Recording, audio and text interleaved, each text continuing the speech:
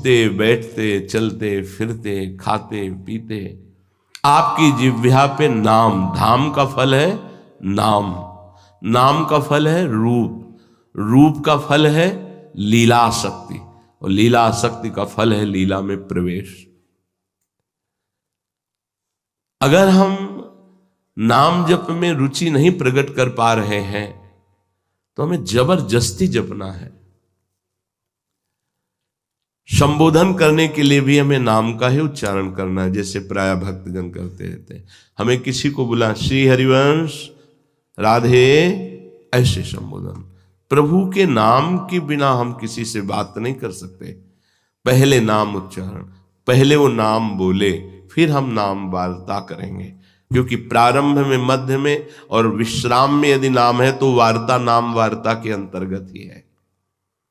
नाम जपते जपते रूप का प्रादुर्भाव हो जाता है। रूप की आसक्ति में उनका मुस्कुराना, उनका खेलना, उनकी लीलाएं प्राण प्रिय लगने लगती हैं। लीलाओं का प्राण प्रिय होना ही लीला में प्रवेश पा जाना है।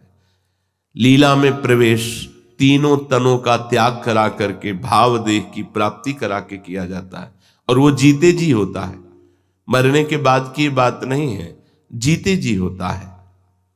श्रीपाद कह रहे हैं, ऐसे श्यामा श्याम के चरणों का आश्रय धाम की कृपा से जो प्राप्त हुआ है, प्रतिपल चिंतन में रखिए। एक क्षण भी आपका चित्त प्रियालाल के चिंतन से ना बिलग हो तो बहुत जल्दी प्रेम प्राप्त हो जाए। सब शास्त्रों का, चाहे संस्कृत से वर्णन हो, वैदिक सिद्धांत हो, उपनिषद हो, जो भी सिद्धांत, सबको पढ़ करके सुन करके गुरु कृपा से समझ के देखा है, संसार का चिंतन छोड़ना हर साधना का फल है। हर साधना का फल है संसार का चिंतन छूट जाए, आराध्य देव के चिंतन में निमग्न हो जाए। वो चाहे जो मार्ग हो, सब मार्गों का जहां तक गुरुदेव ने अवलोकन कराया, उन सब शास्त्रों का, सबका सार संसार का चिंतन छूटे और प्रभु का चिंतन हमारे हृदय में निरंतर हो तो प्रेम प्रकाशित हो जाए। देवर्षि नारद जी महाराज प्रेम का वर्णन करते हैं। कहते हैं, अनिर्वचनीयम प्रेम स्वरूपम। प्रेम और प्रियालाल थोड़ा भी अंतर नहीं है कि प्रेम आ जाएगा तब परमात्मा आएगा, ऐसा नहीं है। परमात्म स्वरूप प्रेम है। प्रेम आया मतलब प्रियालाल आए। जिसकी वाणी ब्रह्ममयी है वो भी असमर्थ है वाणी के द्वारा प्रेम का वर्णन करने में। ब्रह्ममयी अर्थात जो भगवदाकार वृत्ति को प्राप्त महापुरुष हैं या ब्रह्मबोध संपन्न है, उनकी भी वाणी में सामर्थ्य, मलिन वाणी की तो बात जाने दो, उनकी भी वाणी में सामर्थ्य नहीं कि प्रेम का वर्णन कर सके। वेद्य जिस रस को नेति नेति कह करके चुप हो जाता है, उस प्रेम का वर्णन करने में किसकी सामर्थ्य हो सकती है? संसार में अगर कहीं किसी वाणी ग्रंथ में वर्णन है तो प्रेम दशा का वर्णन है, प्रेम की बाहरी लक्षणों का वर्णन है, प्रेम का नहीं है। अनिर्वचनीयम प्रेम स्वरूपम।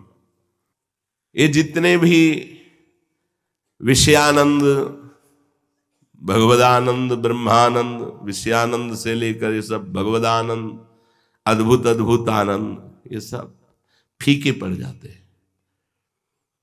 एकमात्र प्यारी जो और प्यारे जो, एकमात्र इनकी सेवा, इनकी मुस्कान, इनका दुलार, बस। कह रहे कि रहत मगन और रस सजनी, और न कछु सुहाय तिनको जुगल सेवा सुख पगी, निष्देश जानत नाही सजनी, एक रस भींजी रहे। एक रस प्रिया प्रीतम में,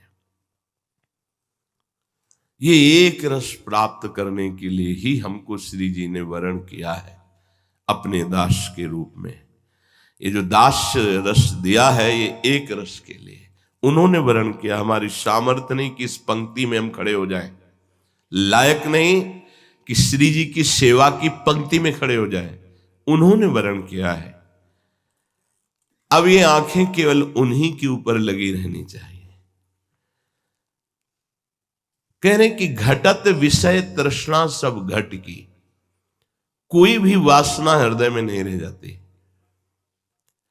ज्ञान के मार्ग में यह देखा गया कि जब तक गाढ़ आत्मबोध की अवस्था नहीं होती तब तक अहंकार मिटने पर फिर यह जग जाता है।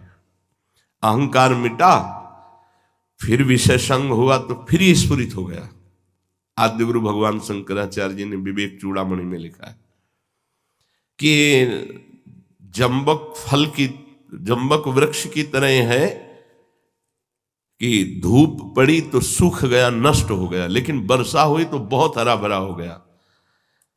इसीलिए जीवन भर ज्ञान मार्ग के उपासक को सावधान रह करके ये अहंकार जगने न पावे देह भाव, इसका अभ्यास करते रहना चाहिए। लेकिन प्रेम मार्ग के उपासक में भगवत बल होता है और कृपा निधान भगवान उसकी रक्षा करते हैं। और एक बार केवल रूप माधुरी का पान हुआ तो दोबारा कुछ ऐसा है ही नहीं कि जो उसके नेत्रों को खींच सके। हाँ, इन्हीं का रूप है जो ज्ञानियों को भी खींच लेता है। जैसे जनक जी कहते बरबस ब्रह्म सुखई मन त्यागा। लेकिन आज तक प्रिया प्रीतम के प्रेम रस का वास्तविक पान करने वाले को कोई भी लोकांतर की सिद्धि या भोग खींच पाया हो, इतिहास साक्षी है, कोई नहीं। प्रेमी को कोई खींच पाया हो। श्रीपाद प्रबोधानंद जी ने कहा राधा चरणारविंद की उपासना करने वाले को भगवान के मोहिनी अवतार की भी ताकत नहीं कि उसके हृदय में काम पैदा कर दे। पर वास्तविक स्थिति राधा चरणारविंद में हो तो कह रहे भगवान के मोहिनी अवतार की भी ताकत नहीं। घटत विषय तृष्णा सब घट की, रुचत न रस न स्वाद सट रस के, अरु कछु होत छीन गति तन की, हित ध्रुव रहत एक सुख नैननी, छिन छिन चौप जुगल दर्शन की। रसेंद्री में कुछ हो जाता है। जैसे अभी रसेंद्री बिगड़ी हुई है तो राधा नाम, राधे श्याम, राधा वल्लभ, श्री हरिवंश, मंत्र, इनमें स्वाद नहीं मिल रहा, बिगड़ी हुई रसेंद्री। और जब इसका स्वाद मिल जाता है तब इनका स्वाद नहीं मिलता। ये जो शतरस आदि व्यंजन है, 56 प्रकार के भोग हैं, सब नीरस, वास्तविक ये नीरस ही है। नीरस में जब तक रस आता है तब तक राधा नाम सुधा रस नहीं आ पाता। और जब राधा नाम सुधा रस आएगा तो ये नीरस हो जाए। इनमें कोई रस नहीं है। 6 घंटे में मलमूत्र बन जाते हैं, ये कोई रस है? पर इसी रस के कारण हम अद्भुत रस भगवदानंद से विमुख रहते हैं। कोई बड़े प्रवीण उपासक हैं जो इस रस का प्रभु के लिए जानबूझकर त्याग करते हैं। जो अपने सुखों का जानबूझकर प्रभु के लिए त्याग करता है बहुत जल्दी प्रभु के भगवदानंद रस का रसास्वादन करने का अधिकारी हो जाता है। बोले अब उसके एक ही चाह रहती, प्रतिपल अपने प्रिया प्रीतम की समीपता और उनको नेत्र भर के देखते रहना। श्री ध्रुवदास जी वर्णन करते हैं, जेहि उर उपजो प्रेम रस, सो नित रहत उदास, भूल्यो हसिबो खेलिबो, खान पान सुखबास। जिसके हृदय में गुरु कृपा से प्राप्त उपासना पद्धति के प्रभाव से प्रेम का स्फुरण होता है, बोले उसमें बदलाव शुरू हो जाता है। चेहरे पे उदासी रहती है, एक खिन्न रहता है। गिरा अरथ जल बीच सम कहियत भिन्न न भिन्न, बंदो सीता राम पद जिन्हीं परम प्री खिन्न, गोस्वामी जी ने भी लिखा है। ऐसी उदासी छाई रहती है कि कुछ अच्छा नहीं लगता। जेहि उर उपजो प्रेम रस, सो नित रहत उदास। भूल्यो हसिबो खेलिबो, खान पान सुखवास। कुछ अच्छा नहीं लगता। नहीं खान पान ते ही भावे है, नहीं कोमल वसन सुहावे है। सब विषय लगे ते ही खारा है, हरियासिक का मग न्यारा है। कुछ अच्छा नहीं लगता। कैसे मिले? ये तो प्रभु के मिलन की बात है। जिनको लौकिक प्यार हो जाता है किसी व्यक्ति से, उनमें दशा आ जाती है। काम में भी प्रबलता होने पर ऐसी दशा आने लगती, पर वो मलिन नाशवान दुर्गति प्रदान करने वाला, कुछ अच्छा नहीं लगता उसको। वो उसी गली में घूमता है कि एक बार देख लूं बस। हाँ, उधर से कोई आ जाए और उससे बात करने लगे तो इस कारण बात करेगा कि उसने देखा है क्या, तुमने उसको देखा है मेरे प्यारे को? हाँ हाँ अभी देखा। अच्छा कौन सी पोशाक पहने थे, कैसा कैसा आपको व्यवहार दिखाई दे रहा था? वो बावरा बना केवल उसी की चर्चा, उसी को देखना, उसी की गली में घूमना, और कहीं वो देख ले बस, इससे बड़ा कोई सुख नहीं मानता। अगर कहीं देखने में बाधा पड़ जाए कि अब कभी नहीं मिल पाएंगे तो अपने प्राण न्यौछावर कर दे। हम प्रभु के आशिक हैं, प्रिया प्रीतम के प्रेमी। जरा देखो, ऐसा लगता है कि धिक्कार योग्य है। हम आशिक कहलाते हैं श्यामा श्याम के।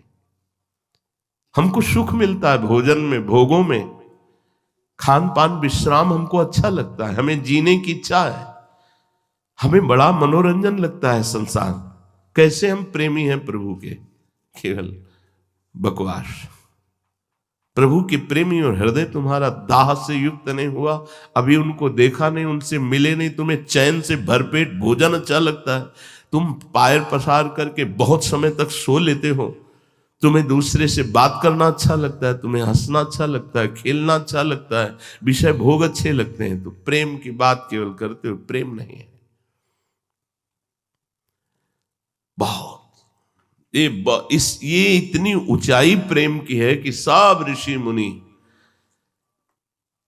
शनकादि महात्मा, उद्धव आदि गोपी जनों की चरण रज की वंदना क्यों करते हैं? इसीलिए करते हैं, प्रेम। गोपी जनों को प्रेम की ध्वजा कहा गया है। हमारी प्यारी जू की चरण नख कांति का जो प्रकाश पड़ा तो गोपी जनों के हृदय में प्रेम प्रकाशित हुआ, जो लालजू को प्रेम अधीन कर लिया। यत पाद पद्म नक्ष चंद्रमणि छटाया, विस्फूर्जितम किमपि गोप वधूष्वदर्श। उन्हीं प्रियाजू का हम आश्रय लिए, हमारा हृदय राजी है संसार में। प्रेम की पिपासा नहीं, प्रिया प्रीतम के मिलन की चाह नहीं, और जीवन का भरोसा नहीं। बट कैसे तुम्हें चैन आता है? जीवन का भरोसा नहीं, कब रुक जाए श्वास, फिर किस योनि में जाएंगे, फिर क्या आराधना बन पाएगी, फिर क्या, फिर तो जेल है जेल, जैसे चलाया जाएगा वैसे चल पाएंगे। अभी जैसे चलना चाहो आपको छूट है, चल सकते हो, मनुष्य देह है। भूल्यो हसिबो खेलिबो, खान पान सुखवास। सुखपूर्वक आराम से सैया पर, कोमल सैया पर सोना, अच्छे अच्छे पदार्थों को पाना, कुछ ऐसे विनोद भरे दृश्यों को देखकर हंसना खेलना, ये कैसा जीवन है, कैसा जीवन है। इसीलिए हमें बहुत जन्म व्यतीत हो जाते, प्रभु नहीं मिलते हैं। हम कभी किसी भगवत प्रेमी महात्मा को अपना मन देकर उनके अनुसार नहीं चल पाते, हम अपने मन के अनुसार चलते हैं। किस खेल में?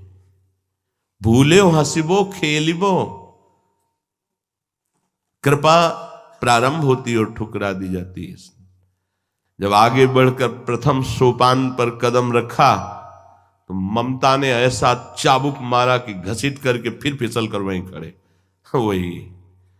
वही संसारिकता दिखाई देती है। ये खेल रहे हो, कितने दिन बाद खेलोगे? कितने दिन तुम्हारी जवानी, कितने दिन तुम्हारा ये बावरापन रहेगा? मिट्टी में मिला देगी ये माया। होश में कुछ दिन रो लोगे श्री जी के लिए तो सदा के लिए श्री जी को प्राप्त हो जाओगे। कुछ दिन हंसोगे संसार के खेलों में तो जिंदगी भर रोना पड़ेगा। हमारी बात मान लो, यहां बड़े बड़ों को मिट्टी में मिला देती है माया, बड़े बड़ों को। ये जिंदगी तुम्हारी स्वतंत्र नहीं है, ईश्वर और काल माया के अधीन है। कर्म काल स्वभाव गुण, इससे मुक्त होने के लिए तुम्हें साधु संग मिला है। तुम दिखावटी मत बनो, असलियत में प्यार करो प्रभु और प्रभु के जनों को। असलियत का प्यार होता है कि अचानक आंख पर आंतरिक दृष्टि जाए तो आप अपनी साधन शैली में लगे दिखाई दें। आपको शरीर स्वस्थ रखना है, 20 मिनट व्यायाम कीजिए नाम जप करते हुए और एकांत हो जाइए, पर्याप्त है। ये बाहर खड़े होकर के आपको चिड़िया खेलना, दौड़ना, भागना, ये नहीं। दौड़ना है तो 2 बजे उठिए और जाइए, 1.25 घंटे में वृंदावन की परिक्रमा लगा करके आइए। धन्यवाद। क्या जीवन का बकवास, क्या जीवन बकवास। तुम्हारे पास पैसा है, तुम अच्छा खा पी रहे हो, ये सब तो तुम वृंदावन में शरीर छोड़ पाओगे? अपराध बन जाएंगे, ऐसे रोग होंगे, भाग जाना पड़ेगा संसार से। संसार में भाग जाना पड़ेगा, फिर संसार से भागना पड़ेगा। मान लो हमारी प्रार्थना। भूल्यो हसिबो खेलिबो खान पान सुखवास। हम खेलते हैं तो प्रियाजू के साथ खेलते हैं। है स्थिति प्रियाजू के साथ खेलने की, उन्हीं से बातें करो, उन्हीं से खेलो, उन्हीं के साथ। वो तो तब आएगी जब पहले हर खेल छोड़ो, तब उनके साथ खेल। क्यों छोड़े? हमारा तो जीवन बहुत आनंद से छूटना ही है, होश में। आज नहीं तो कल छूट जाएगा, जबरदस्ती छूट जाएगा। आज छोड़ दोगे तो तुम्हें वो मिलेगा जिसके लिए तुम आए हो। प्रभु का प्रेम, प्रभु का नाम निरंतर जप। नहीं समझ में आता, कैसे समझाए? जैसे कुआं में गिरने जा रहा, दिखाई दे रहा, गिर रहा है, पर वो अंगूठा दिखा रहा है, नहीं मानूंगा, नहीं और धम्म से गिर गया। ऐसे ही जो भगवत प्रेमी महात्मा संत जन होते, ए सावधान सावधान। उसको लगता है कि हम में कुछ है तभी हमसे इतना मोह करते। नहीं, वो निर्मम है, उनको मोह नहीं है। वो तुम्हारे मंगल के लिए तुमसे कहते हैं। तुम्हारा अपमान करना, तुम्हें क्लेशित करना, तुम्हें बार बार हृदय में चुभने वाले शब्द कहना, इसीलिए भेजे जाते कि एक बार तुम्हारे अंदर जाग उठे कि अब मैं वो नहीं करूंगा जिसका निषेध हो रहा है, अब मैं वही करूंगा जिसकी आज्ञा हो रही।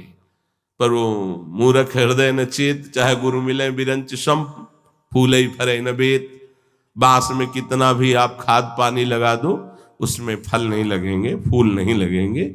ऐसा ही स्वभाव होता है मूर्ख हृदय वाले का। खलऊ करें भली पाए सुसंगु, मिटे न मलिन स्वभाव भंगु। हमारा मन जो दुष्ट स्वभाव का होता है, यदि कहीं सत्संग भी मिल जाए तो रोज सत्संग में आएंगे, लेकिन करेंगे अपने मन की। मना किया जाता है ऐसे उन लोगों से मत मिलो जो तुम्हारी बुद्धि को भगवदानंद से विचलित कर दे। लेकिन वो उन्हीं से मिलेंगे जिनसे भगवदानंद विचलित कर दिया जाए। वो वही सोचेंगे जिससे प्रभु से विलग हो जाए। कैसी भगवान की दुरंत माया है। गुरुजन चिल्लाते रहते तो उनको लगता है कि इनको कोई स्वार्थ है मेरे से। नहीं, एक ही स्वार्थ है, तुम भगवत प्राप्त हो जाओ। तुम स्वयं में इतने समर्थ हो जाओ कि तुम्हें काम क्रोध लोभ मोह परास्त न कर पावे। तुम इस चमड़ी से मुक्त हो जाओ, इस चमड़ी के प्यार से मुक्त हो जाओ और प्रियालाल के उस अद्भुत प्रेम रस में डूब जाओ।